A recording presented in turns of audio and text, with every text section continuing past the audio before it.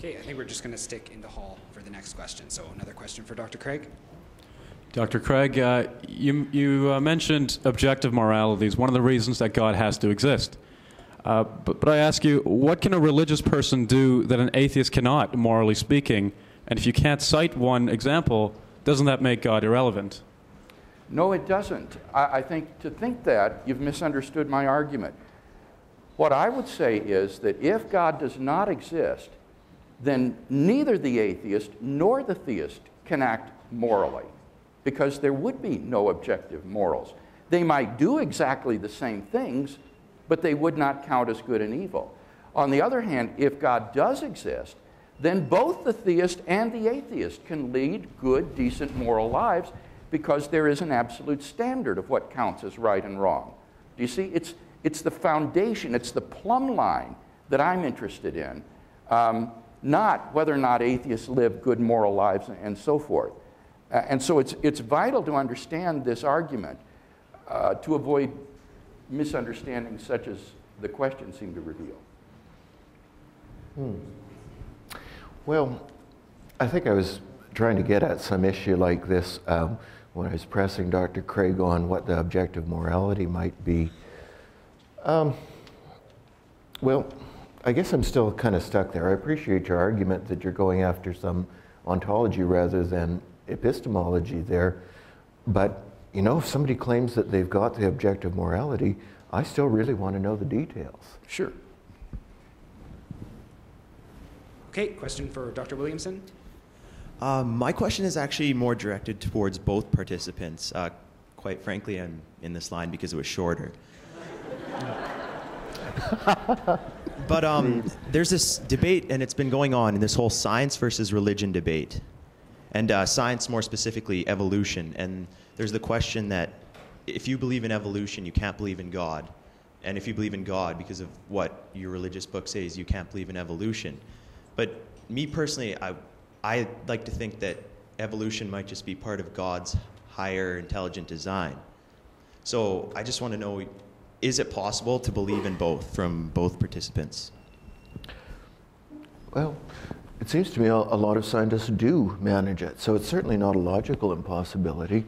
There are perfectly well Christian believing scientists who believe in the theory of evolution. I think the only thing I can comment about the question of whether it makes sense to put God at the beginning of evolution is, well, go back to Occam's razor. Do we have something in the explanation, that in our theory, that's not doing any explanatory work? It seems to me once you've got the theory of evolution, God is kind of superfluous there. I think the answer is clearly yes. And I've defended this view in an article called Naturalism and Intelligent Design, which appears in the volume Intelligent Design, edited by Robert Stewart.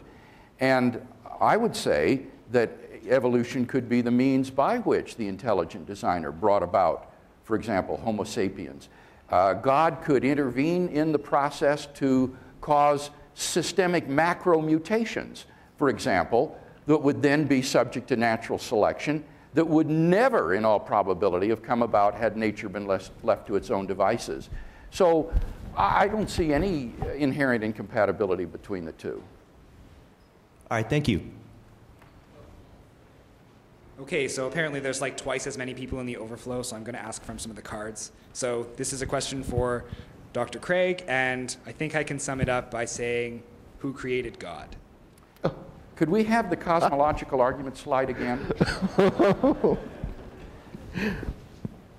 This question, who created God, or all right, what is God's cause?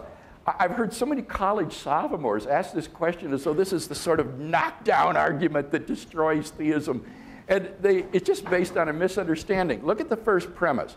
Whatever begins to exist has a cause. That is to say, something cannot come into being out of nothing. Anything that begins to exist has a cause. But if something exists eternally, if it never comes into being, then it doesn't need a cause. And this is what the atheist has always said about the universe. This isn't special pleading for God. The atheist has typically said the universe is eternal and uncaused, and therefore there doesn't need to be anything beyond it. The problem is, philosophical argument and scientific evidence now make that improbable. So God, the answer is a timeless being beyond space and time, necessary in his existence, didn't have a beginning, and therefore is the first uncaused cause. So the question is really, what is the cause of the first uncaused cause? You know, which is sort of like asking about the name of the married bachelor's wife. You know, it just is meaningless. Well, let me express some sympathy with the questioner. If we really did have one of those things out there that caused itself or had no beginning whatsoever, it strikes me that that would be something that so completely needs an explanation that it couldn't do any explanatory work itself. It's the more improbable thing than the world that we see around us.